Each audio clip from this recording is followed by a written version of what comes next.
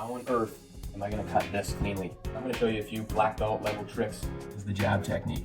Just gently, I'm going to push that paint, the dab and drag, and then I'm going to gently swipe my brush down.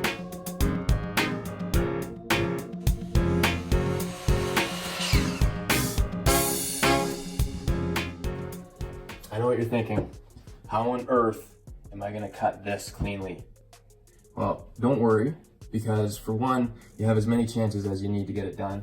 And for two, once you've got a hang of the basics, I'm going to show you a few black belt level tricks that you can use to get nice, tight, clean cuts around all sorts of millwork, molding, trim, and things like that. If you look up here, this is the kind of thing that we're trying to get rid of. In order to get this looking clean, the first thing we have to do is make that white again. So for now, I'm gonna leave that because we're gonna go and hit this with some high hiding primer to eliminate this old wall paint from being on the side of this casing here. So the beginning step is the same. How much paint you have on your brush is directly gonna impact how clean your line is. So again, the less paint on the brush, the better.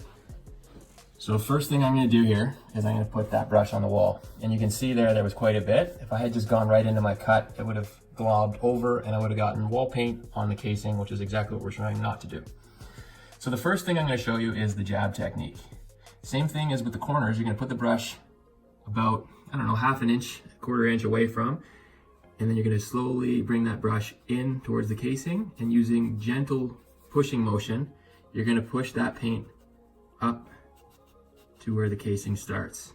And again, the angle of the brush is determined by the angle of the surface. I'm trying to go parallel with the surface that I'm painting. So for here, I'm gonna turn the brush sideways. Same thing, just gently, I'm gonna push that paint into the corner. And you'll notice that if there's not much paint, the bristles are gonna stop directly where that casing starts.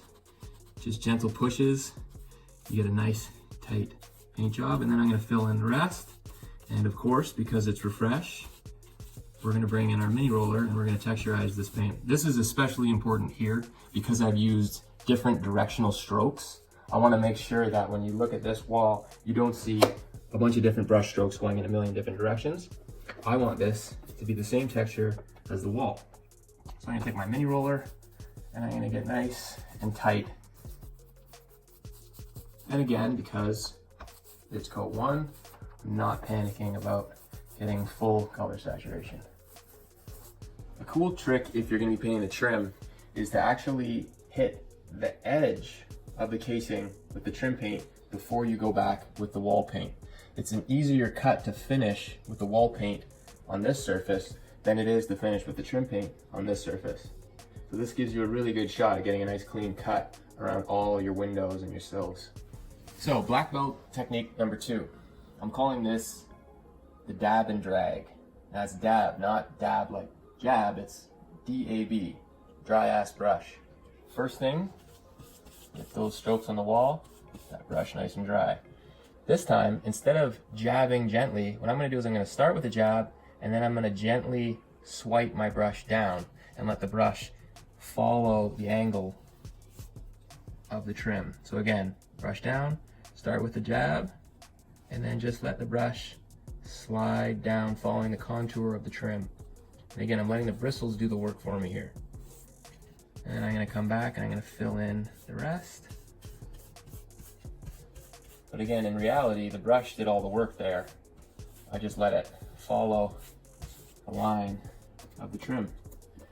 And now that, again, it takes a bit of practice, but the trickiest part is definitely knowing how much paint to have on your brush. Once you figure that out, the rest sort of follows.